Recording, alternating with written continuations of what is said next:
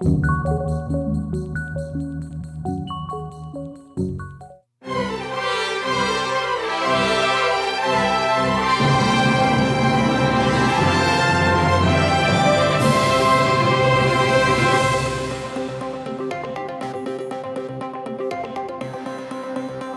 观众朋友，大家好，欢迎收看5月7日下晡新闻，我是嘉豪。要发生什么大事代，头先就来报您知。台铁今早起呢，有一台自强号对德南要去到香山的时阵，去弄到一个加速桶，在底下讲这详细情形，一过来调查。美国体育司令一个美台商会会长和25间的美国军火商组团来台湾访问，要讨论联合生产无人机卡火破套药。由圣德如讲过，不动产借贷媒合平台 IMB 标出负责人，加钱款款的走路。目前警方接到几多人报案，等在调查当中。台铁今早起5点多的时阵呢，有一台自强号对德南要去到香山的时阵，去弄到一个加速桶，火车随来打动。这有可能是早顿踮伫咧运山过程，无细力落落来，而且无去注意到。台铁也讲，这个发生事故迄天，拄好是无人去顺铁记录，详细进行过来调查。这个加速桶就安尼卡伫铁记录甲列车之间，加速桶看到是伤痕累累。台铁初二透早5点外，一只272次自强号为德南往香山的路面弄到物件，司机员落车看，发现竟然是一支细机的加速桶啊！同胞撞到，损伤程度要让司机也才知道，那个不是很严重。那个列车的话，到6点43分才开离现场。这支加速桶的顶管有印加速店的电话，铁路警察查到这间加速店，不过那像是一间早顿店落落铁记录的。我们公司也没有营业中，所以这个钢瓶是如何发生的，我们现在也是莫名其妙。然后推断可能是早餐业者不小心遗落的。到底是挑工坑的，或者是无细字落落？警方讲要来调查，不过万不一若是发生外泄或者是爆炸，效果是不堪设想。这尔重的钢板嘛有可能会造成火车败裂意外。台铁产业工会认为讲，滨高道本身就是交通量真大的所在，无一定全部拢有安护栏或者是外物入侵的政策，所以若是拄到危险，要提早预告也是有困难。第一时间这个钢瓶掉落的时候，是不是人员有及时的发现？因为它如果滑落的地方是已经往轨道边的话，其实不见得我们在旁边的人员是可以马上发现的。最近台铁发生 ATP 故障，保单站有旅客落月台甲车厢的空气意外，基隆站收到炸弹恐吓批。也有进前花莲的水牛走去伫铁记录，叫火车弄到，会当讲是风波不断。台铁讲更办落落迄一天，拄好无行路顺铁记录，咱若详细情形，目前还阁伫咧了解甲调查。记者综合报道。由美国太平洋陆战队体育司令鲁德、美台商会会长韩如碧，也有25间美国的这个军火商做代表团来到台湾访问，要讨论联合生产无人机甲火炮弹药，会去拜会中科院资安公司和台湾的无人机厂商做伙来开会。就学者分析讲呢，这代表双方就无人机精准弹药要来交换意见。台湾有真好的无人机产业量能，就要积极来争取。要加入美国的军工供应链。游览车载着真侪外国人，随离载去载入去国防安全研究院，车内坐拢是美国国防承包商组成的代表团，来国防机甲学者交换意见。由美国太平洋陆战队体育司令鲁德甲美台商会会长韩布鲁带领的军火商代表团，这回来台湾团讲要拜会中科院资讯安全公司无人机厂商。想要深化台美军事合作，提升台湾无人机产业的量能，吹沙将会参加国防产业论坛。针对中科院建造大阪式弹簧刀无人机，美国原厂生产弹簧刀的公司，这边也最近来台湾，双方希望会当进行意见交流。学者分析，美国方面代表团视察中科院，会看中科院的生产量能。评估多一寡产品会当交予中科院来研发生产。是俄乌战争这个需量增加，所以重新到台湾来。我想这个对于就是满足台湾的国防，还有就是经济的发展会有很好的效益。苏志群表示，台美目前合作生产的模式包括代工加原厂委托设计。若是生产具敏感性的武器装备，就需要美国政府答应才会使。杨故李伟认为。军火商来台湾卖武器，是要甲台湾建造经济弹药库。行政院副院长郑文灿严正驳斥：不是来卖武器的，那他们是来这个选择合作的供应厂商。那么台湾具有很好的制造基础，连蔡英文总统都得来见这些军火商的话，那真的不知道我们又有多少纳税人的钱要被拿去采购军火。军火商伫咧过去访问台湾，甲行政单位见面早就胜利，验过这边有无同的目的。立委王定宇表示，全世界武器装备需求大，供应无够，美国方面来台湾找当信任的合作伙伴。苏志芬是讲，这嘛正是台湾争取拍入美国军工供应链的好机会。记者综合报道。继续来看这2024年总统大选，想要争取国民党提名的鸿海集团创办人郭台铭，昨在咧演讲的时阵有讲出，爱把这政府当作是企业经营，免受机会监督，甚至讲高雄就爱去核电厂等等的言论引起争议。落尾郭台铭也透过面册来公开回实体。新北市长夏友义表示，这核案甲核废料拢要处理好好势，才当考虑讲敢要来用核电。另外，总统蔡英文、副总统赖清德昨暗有和美国前国家安全顾问波顿做会参加 FAPA 案会，副总统赖清德是搁再强调有准备，才当避免战争。那行政效率有好不？那面对很多问题有没有做好准备？我们来做，会比别人做得更好。新北市会总质询被问到为什么会有承担重大责任的意念，侯友宜是讲行政效率才是关键，中央无应该考虑选票、颜色、党派，国家才有机会。因那积极表态要争取国民党定招的鸿海创办人郭台铭，伫催演讲时阵讲到，希望将政府当作企业来经营，免议会监督。也讲到要伫咧高雄的半屏山骹做核能发电厂，相关的言论引起争议。半暝赶紧发文替家己的讲法道歉。一切核安核废料要做好处理，我们才能够来考虑我们要不要有核电的这个问题。没有核安就没有核电。因那民众党主席郭文典伫最近结束长达20天的访问美国行程返来台湾，传讲催利的投将会派幕僚到中央党部领表。崔一案，总统蔡英文、副总统赖清德、美国前国家安全顾问波顿共同参加发拍案会。咱希望会当台湾会当伫个印太地区发展关键的能力，会当扮演最主要和平发展的角色。蔡总统伫咧致辞时阵强调，台湾将甲世界各国民主阵营合作。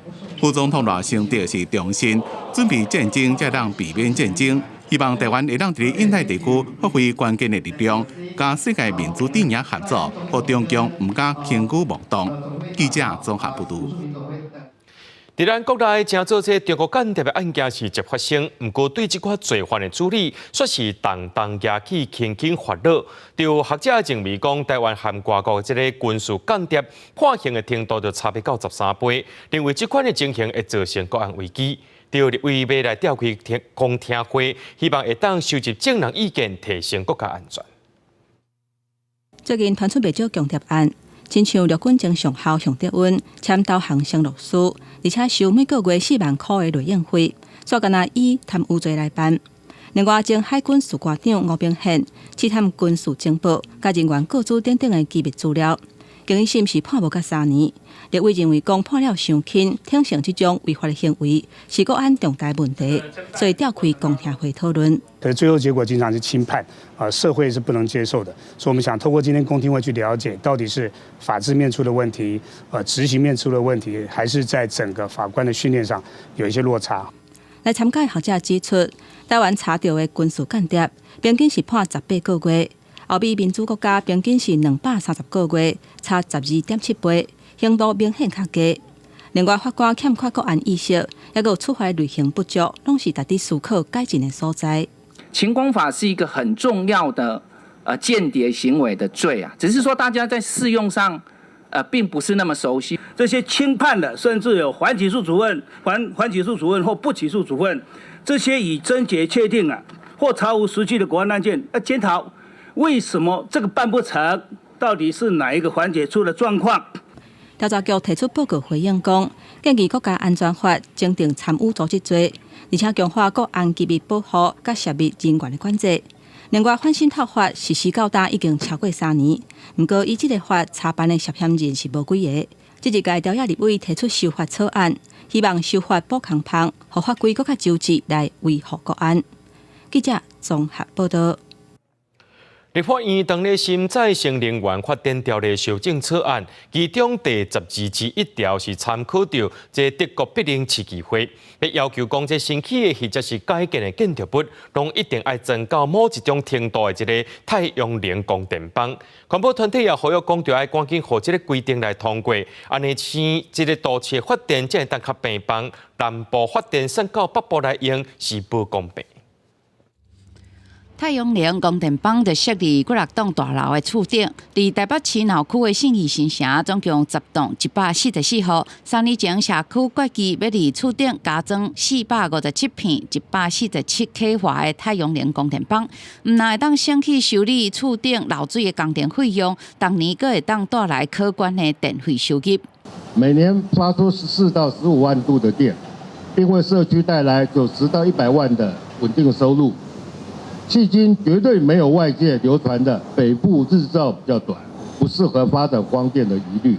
环保团体特别选伫信义新城厝顶来举行记者会，会当看到有厝顶型的太阳能光电棒，会当早日头，温度真凉。团团表示，目前立法院咧审议再生能源发电条例修正草案，呼吁赶紧来通过，互一定规模以上的新增改建建物拢爱增设。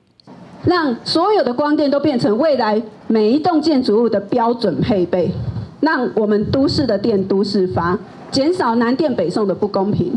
款团嘛强调，包括加拿大、法国、德国、日本等温带国家，已经或者是特别来立法来要求。日本东京，他们也将要修法，在2025 20平方公尺到2000平方公尺这之间的建物，相关的也要适用，建筑物上面要加装太阳光电。款团指出，新增改建建筑物设置太阳能光电棒，成本会比基准的建物更较低，希望立法来通过，让都市的电由都市来发，尤其是6都用电量占全国大约70%，更加有责任来推动。记者林志明、夏基文台北报道。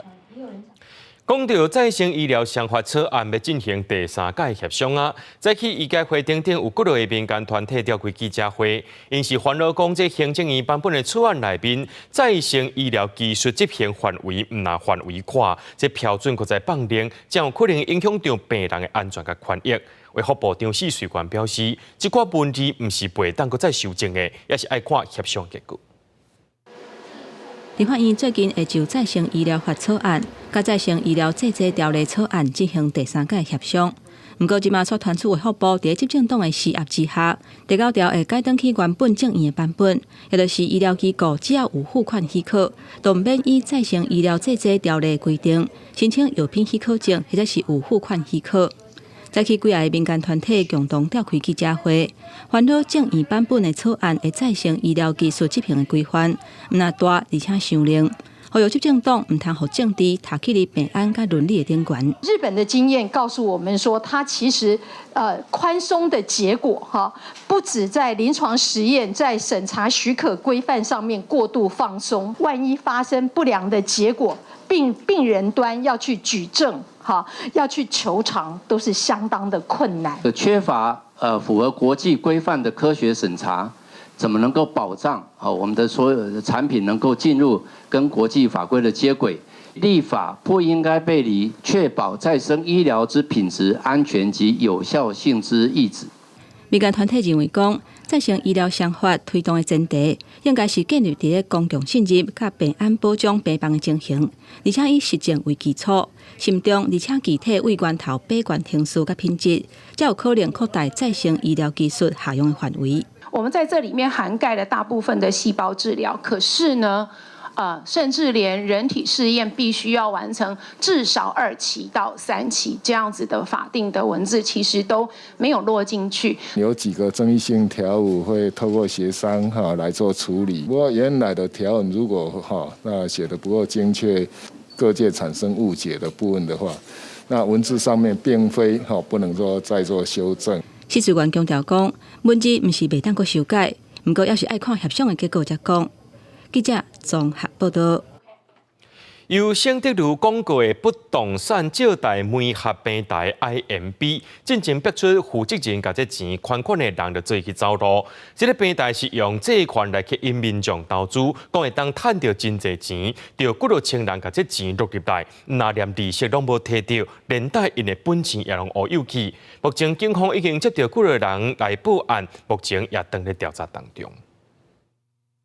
在主持人盛主如不动产借贷平台 IMB 吸引投资人开钱买借款，这么有人出面指控讲是一场骗局。跟大家讲说，反正我就把你们钱拿去用了，而且我上架的是不实的债权，是虚假的，我非常的震惊以及傻眼。IMB 属于 P2P 平台，由台湾的金融公司成立，伫官网顶头讲因是合法的。媒合欠钱的人甲借钱出去的债主，搁再甲借款转移给投资者，讲一年的利息有9%到12%。有人迄离了，搁出钱要加码，结果利息无摕到，就连本金也摕袂大。就算是入狱服刑，等到我出来之后的话呢，我还是要把大家的本金呢还完。进前公司高层开记者会，行咧会室里。严过投资人讲，因互人通知讲，因买借款拢是假，就算总经理挂保证讲会负责，严过别人指控讲，怎么因找到钱摕，唔知走倒去啊？上礼拜5、6日有跟某一些投资人已经讲了这个状况了。你们有直接在说明会上面讲说，你们这些债权都是假的，有这样的一回事吗？实际打电话去这间公司，就要问问，电话就互人切掉。警方也接到一寡报案，被害人是全台湾拢有，已经立案调查，定调是诈骗。个案的话，已经有去报案，这个是属于诈骗了，不算是民事纠纷了。虽然警方伫最近一礼拜只个人接到20几件报案，不过无排除还有乌数，因为被害人做自救会，发现受害者人数超过5000人，总损失到25亿。记者综合报道。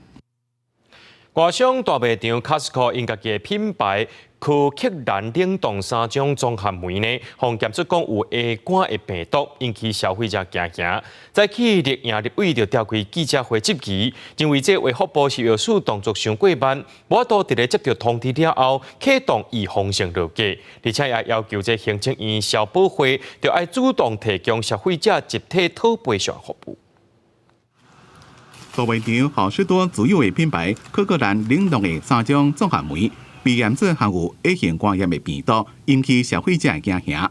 那大型立委批评主管机关卫福部食药署失责，无及时发出消费警示。另外，立委伫初二早起也开记者会，批评食药署动作伤慢，应该随对业者做处罚。卖场进口的 A 肝酶呢，已经17000多公斤，已经销售差不多了。所以呢，其实下架的呢只有几百公斤而已。那这么大的数量流入市面，食药署难道不开罚吗？不过食药署澄清，3月19收到国际警讯了，虽然确定同一个配合有问题的草莓并无输入台湾，不过伫加强边境的检验了，发现有另外一批智利进口的综合莓果有 A 肝的病毒，了后就对每一个国家输入的莓果类拢加强查验，同时启动后市场监测。无想到讲，好事多自墨西哥进口的产品，有一批是无合格。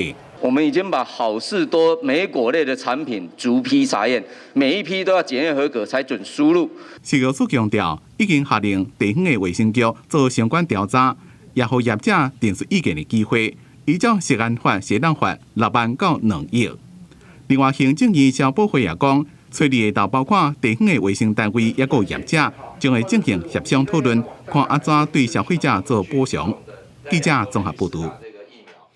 讲到去家人结婚的这个计划内面呢，这家人市就要负担61亿。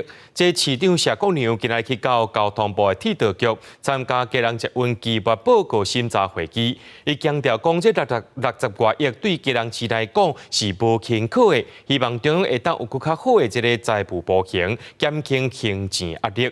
铁道局表示会甲相关意见送予交通部讨论。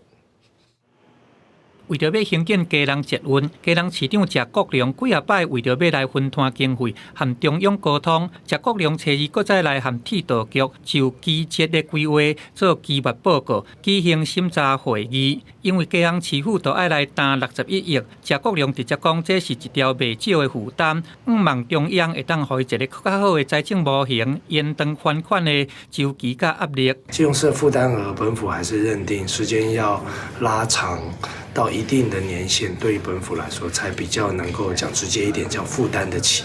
所以就这一点，我们也会持续努力，再来跟铁道局沟通。铁道局伫4月底已经前后伫基隆、南港还有汐止来举办一场机捷的规划公听会，听取民众的意见。为着要来筹备经费，基隆市府还有意和台铁来合作，开发7堵车头边仔的土地，来调向建构有商办、社体的功能整合型的开发案。分担这部分，他们也一直表达这个要求啦，哈，希望是中央可以来协助。那这部分会跟这个部里面哈来这个办，不知道这个程序可以处理，我们还是要去跟部里面反映。如果开发旁边开发，对他的这个整个的财务挹注有帮助啊。铁道局表示讲，经过和基隆市府的密集讨论了后，会甲市府甲民众的意见甲汇报予交通部做讨论，再搁甲交予行政院做研议。随后嘛针对兴建细节，和台北和新北市的政府来做沟通。记者综合报道。来看美国的伊利诺州呢，有一条州际公路，因为这风被影响过硬碰碰，车驶伫顶头拢无看无，已经造成40台到60台车拢住一伙。目前已经有知影6个人死亡，几多10人受伤。另外，在维吉尼亚州呢，前几天出现加利亚风，上部有上100栋的建筑物被风毁掉，民众到那有关是心惊惊。沙丁堡的土沙加土粉飞到规天顶，互人拢看袂清楚，造成伊利诺州南部55号州际公路离芝加哥西南边差不多320公里的法马斯威尔顿附近的路段，发生几多10台车连环对撞的意外，有人死亡。Approximately 30 commercial motor vehicles and 40 to 60 passenger cars were involved. This includes 2 truck tractor semi-trailers that caught fire as a result of the crashes. 因为路双向拢封起来，塞车塞甲真严重，真侪车归去回头。警方讲，沙林堡的风真强，田内面的土沙拢被吹到公路顶头。This is a difficult scene, something that is very hard to train for. Something that we really haven't experienced locally. 伫咧维吉尼亚州4月30日，伫咧维吉尼亚海沙堡出现强大连卷风，淹过当地厝拢无啥地下室，民众普通时也无做防灾演练。We never had a tornado, so I sort of just brushed it off. But it kept buzzing, so I looked at it again, and it says "Take immediate cover, tornado on the ground." So I said, "This is real," and I ran to the closet. Sure enough, it went right over my house. I thought I was a goner because it was so loud. 官员讲，这个连卷风造成要甲上100栋的厝被损害，时速240公里的强风，甲真侪厝的厝顶拢掀开。美国官员伫咧初日也针对最近发生的破坏性气候灾难进行灾损的评估，包括自佛罗里达州到缅因州的连卷风加大水的灾情。公司新闻吴文玲编辑。美国伫咧2个月内有3间银行倒去，加州的第一共和银行就要是互人接管，是由这个摩根大通银行来接收，会甲第一共和银行大部分的资产买落来。伫咧旧金山的第一共和银行是美国2个月内倒去的第3间中型银行。美国联邦存款保险公司 FDIC 初日讲，第一共和银行伫北维州的84间分行，将会以摩根大通银行的分行重新开业，存款户唔免担心家己的存款。The government stands behind your money. You have nothing to worry about. I think the real impact of this is going to come through the impact on mom and pop, but not because they're exposed to risk on their deposits, because they're not. You're going to see the mortgage market stay tighter than it otherwise might have. You're going to see the market for car loans, for credit cards. 摩根大通银行将会付106亿美金予美国联邦存款保险公司来收购第一共和银行大部分的资产。根据协议，摩根大通将会承担第一共和1730亿美金的贷款、300亿美金的借款，加920亿美金的存款。They specialize in tech executives. They specialize in high service to wealthy people. So there's inherently a little bit more flight risk there. Second of all, part of the service they gave to those people were loans that were pretty generous in many respects, and that made their assets more vulnerable. 美联社报道，自从矽谷银行加 Signature Bank 倒去了，第一共和银行的经营就真困难，因为伊有真侪无保险存款加低利率贷款的风险，投资人加存款户拢真担心伊会倒去。美国总统拜登出现对这个案件表示懊恼，因为到尾也是无互纳税人承担，也再一遍呼吁对大型银行加地区性银行加强监管。公司新闻吴文玲编译。哥斯达黎加的科学家就发现讲，这树树的皮肤有藏一种会当制造出抗生素的细菌。研究人员表示讲，这树树的皮肤有真侪寄生虫细菌，是安怎这树树遐尼细拢未破病？是因为皮肤顶头有一种细菌会当制造出抗生素。不的确，这款的研究未来会当摕来应用，摕来对抗这款的超级细菌。树兰也动作真慢，伫咧树仔顶慢慢扫，食物件的时阵也真优秀。因生活伫咧加勒比海丛林的树仔顶。也是哥斯达黎加悠悠哉哉生活的象征，吸引真侪观光客。这么哥斯达黎加的研究人员也阁发现，树兰生物顶的膜内面可能有会当产生抗生素的细菌。Porque nuestra hipótesis efectivamente es que en el pelaje de los osos perezosos existían microorganismos capaces de producir antibióticos que permitían regular la presencia de patógenos en el pelaje. Esa era nuestra hipótesis que afortunadamente en este caso podemos decir que la logramos comprobar. 研究人员讲，树兰叶膜内面有真侪昆虫、藻类、真菌加细菌等微生物，其中有一寡可能会造成疾病的风险。不过因为树兰动作真慢，所以意外未受感染。有一份刊登伫咧环境微生物期刊的研究发现。树兰叶膜内面可能有一种会当产生抗生素的细菌，帮助树兰控制潜在病原菌的增生，或者是抑制真菌生存，可能会当摕来对抗愈来愈严重的超级细菌。We've never received a sloth that has been sick, that has a disease or has an illness. We don't know if it's because they have this beneficial bacteria in their hair.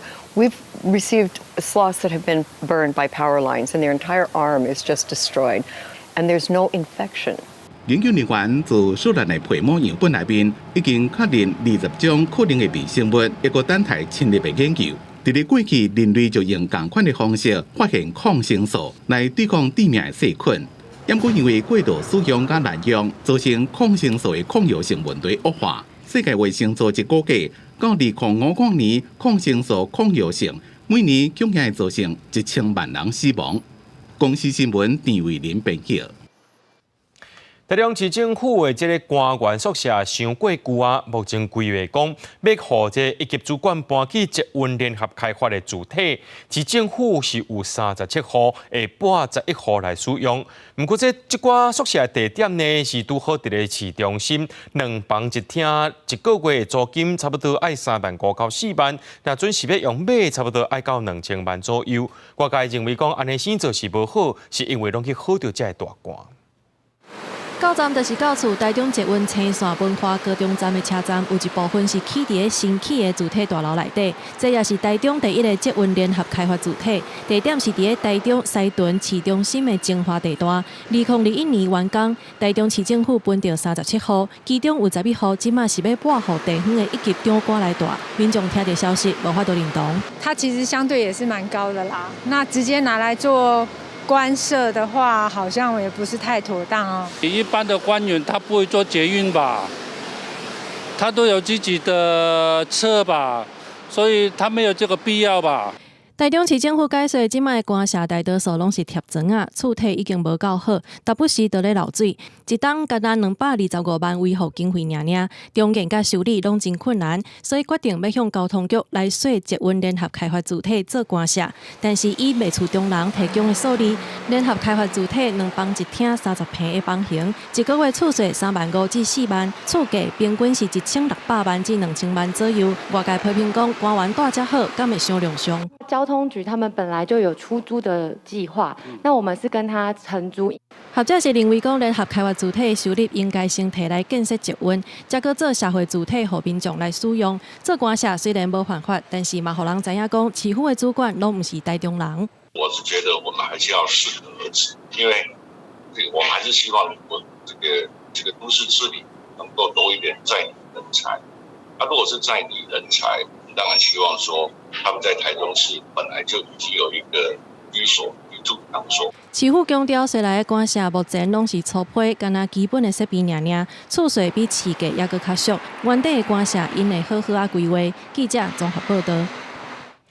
去年的这个税金税收有涨，桃园市政府就分配到58亿，不过就机关这期讲，今年就还未过一半，这58亿只剩8亿，批评这寡钱落互市长张善政摕去做家己的选举政见，反正明年就无钱通好用，或者是影响到社会福利的预算，要求市政府就要讲清楚。中央超前细业补助桃园分到58亿。美用伫咧营养午餐，有摆个前60分钟免费，市区公车20公里免费，800基图1200块月票的政策，有议员担心，明年若是无就无法度兑现，也有可能影响到其他的社会福利。桃园今年获得中央分配超征税额补助50多亿，其中有30多亿都用来兑现张善政市长的选举政见。超征税收不是年年有，今年有超征，明年未必有。但是今年增加了这些社会福利的预算，难道明年超征没有，明年就砍掉吗？对会影响其他有算的质疑，新闻处讲会滚动式检讨、停办或者是反办无适合的政策，好的政策会纳入年度预算编列。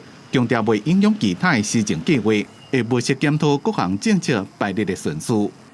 本府是以民众最息息相关的社福政策，以及我们因为物条所导致增加的工程费，我们将全数都用在这2个为主要的方向。议员批评滚动式调整是无负责任，也无遵守财政纪律的讲法，也讲今年有超前税收做市长张善政的所费。兑现伊选举的政见，不过这么才误价58亿就只敢剩8亿，社会福利政见要增加真简单，要减少就真困难。希望市府好好规划。记者综合报道。讲到台南，逐港的这个粪扫量差不多有1800吨，处理的量能也阁不够，大概阁欠450吨。刘民意代表要求讲，伫咧溪北增加焚化厂，才当解决这粪扫的问题。不过台南市环保局表示，目前台南有2个焚化炉，也阁伫咧活化当中，按算115年的时阵会当完工，到时阵就当消化。只是讲对源头减少粪扫量，才是重点。台南城西掩埋场内底一包一包的粪扫，烧未完，只要先放起来等日后才处理。台南市逐工的粪扫量大约1800吨，目前一工干有材料处理1350吨，逐工大概450吨伫遐咧囤。有民代就要求加设焚化炉，有人建议讲，规气找别县市来斗烧，安尼较紧。咱即摆拢大包，每日大包面咯，放伫遐嘛，等于嘛是爱烧嘛，所以我是感觉溪北爱起一个焚化炉。咱依照非洲清理法规定，但个窟窿爱起焚化炉，结果咱市政府都无起。马上要去增加一个焚化炉，其实要5年以上的时间。那其实5年以上的时间是非常的久，然后累积上的垃圾要打包的更多，我想这是缓不济急的一件事情，应该是要加强去宣导垃圾的减少。事实上，台南市已经有找各县市来到处理这粪扫，一年大约3.5万吨，不过也是无够。环保局强调，目前城西焚化炉继续在改善，按算2026年，一年会当阁加处理10万吨的粪扫。现阶段是民众爱减少粪扫才是重点。那目前台南市已经在签约新建更新炉，依据115年可以完工。那我们本市的部分来进行垃圾的打包。那预计在这段过程期间，如果做这样子的一个处理之后呢，在115年之后，那我们的垃圾处理量呢，每年可以增加10万吨。无啊，即摆人捡的较少啊。哦，人捡的较少就对哦。哦，因为讲计小歹时阵嘛，应该积个。啊，10块啊，尔我问伊啦，你要捡安那啦？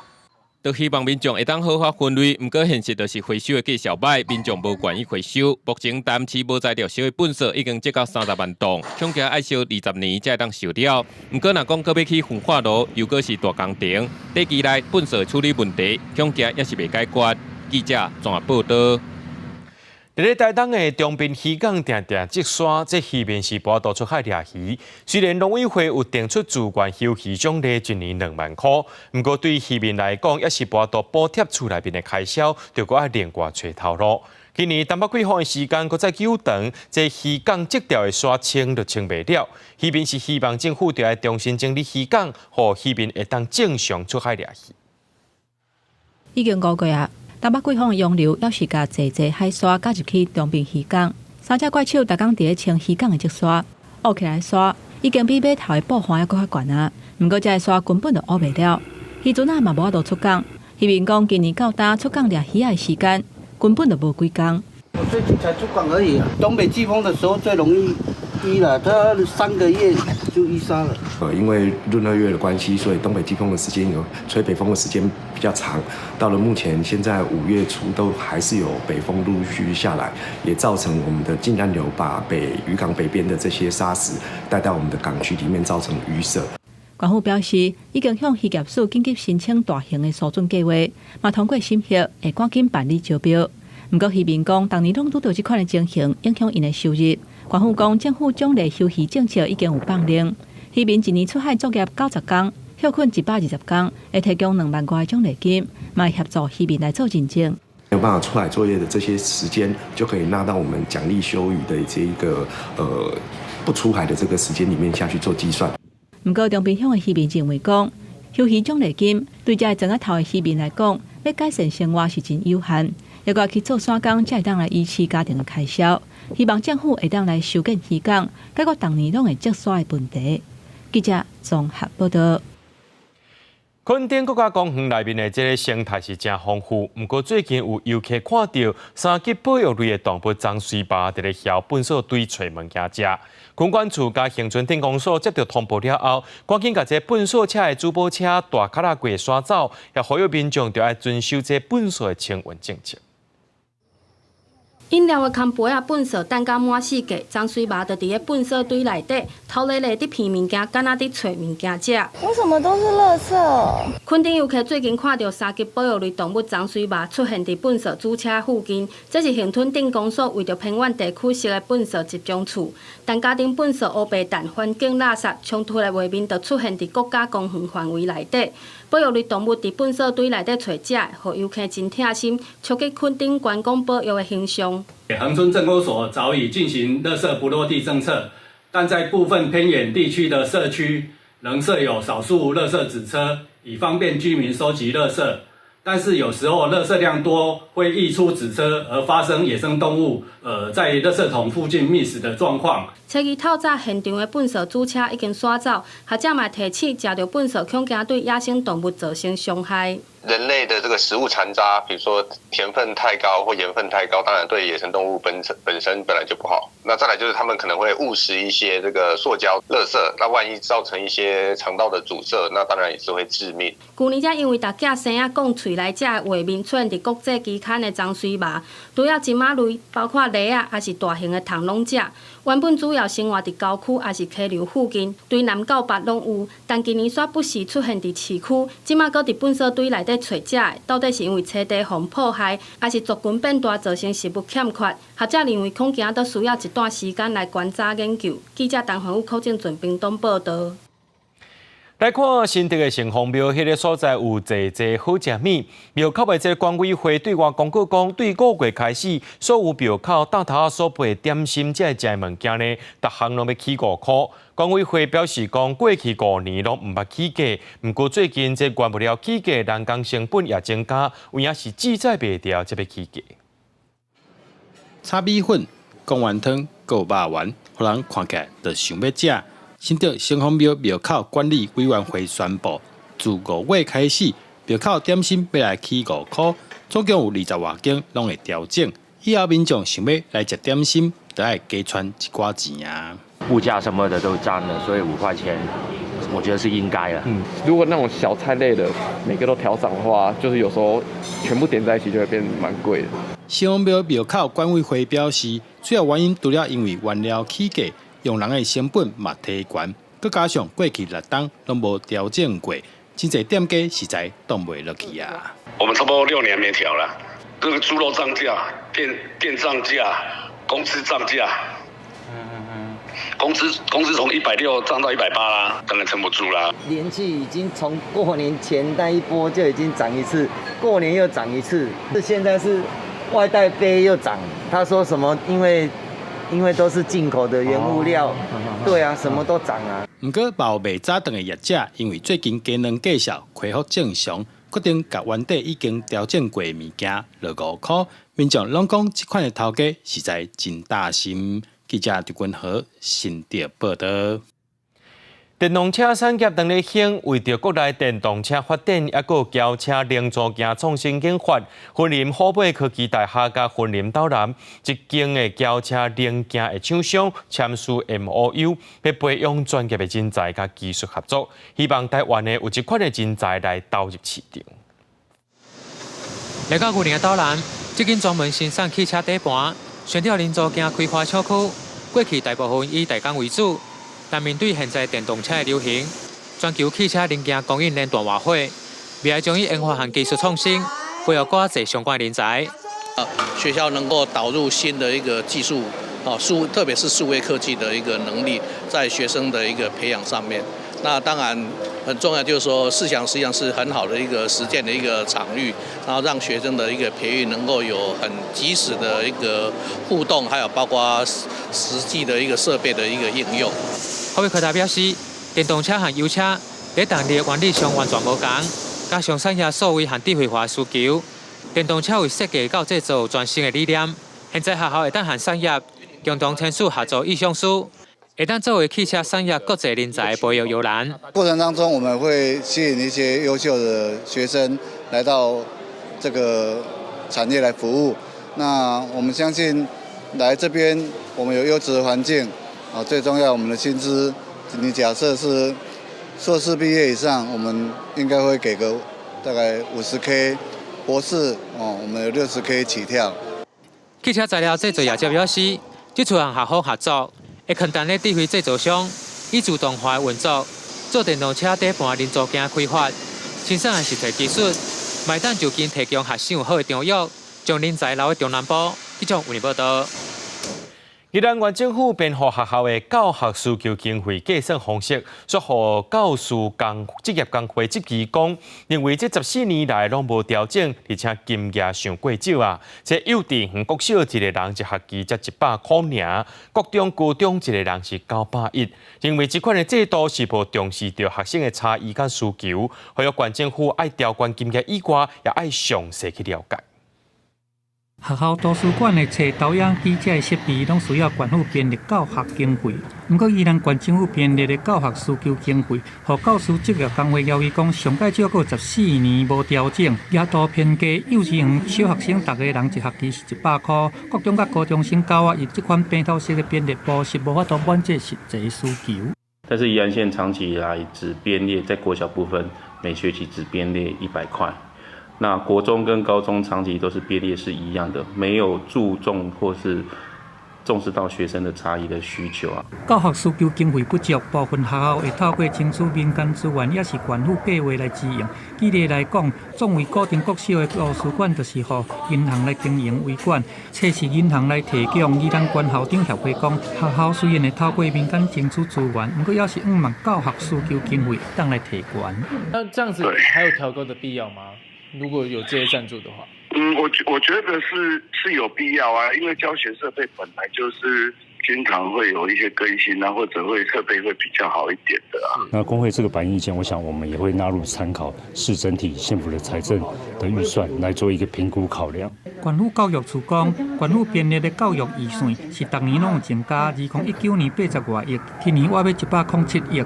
特别设备费这部分会当透过真侪专栏来协助学校换新设备，针对工会意见，看财政状况来纳入评估。记者综合报道。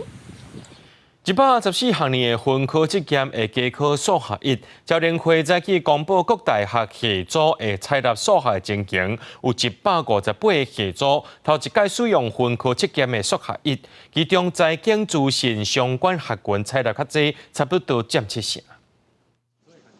提供即摆高一学生了解伫高二选修数学的规划方向。招联会伫初二公布114学年度反省推荐，申请入学分发入学数学科参考采用查询系统。反省推荐申请入学采用数学维持稳定，若分发入学是加考数学158个系组头一届使用。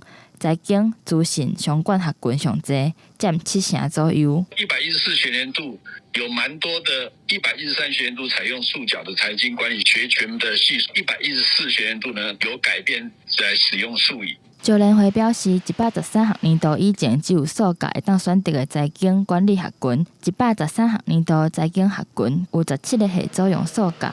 114学年度煞只剩6个系组用数角，而且这6个系组有4个系组用数角和数1的分组招生。升学辅导专家指出，一类组带头的代财金、国际企业和公管企业管理这3个科系，114学年改用数1。包含的法律系也是，法律系我看也是全部都采集了数语这样开组，然后他同时可以收到自然组的好同学跟社会组的好同学，会有这样的目的性。据考讲，最后一摆指考的分发入学有1/3的系组是用数1，114学年搁再考数1，采用的系组煞无够1成，这之间的差距会当搁研究。若大考中心同时间公布114学年数1试题几例，专教会指出。进前烦恼题目伤难，有的学生无学到，即摆按试题来看是已经无这个疑虑。记者林小辉、新志明台北报道。当然，下晡晡天气变化啥款，咱来看各县市详细资料。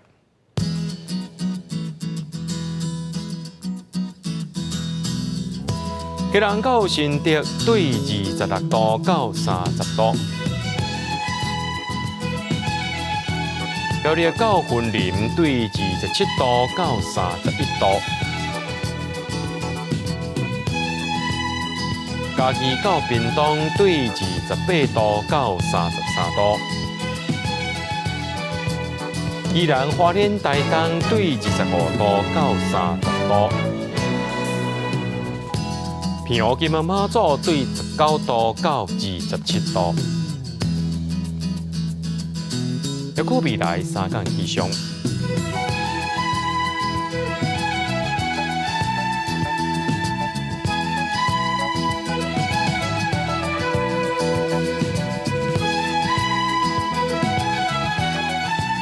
感谢各位观众朋友收看今日的下晡新闻，我是嘉豪，明仔载下晡3点咱再相会。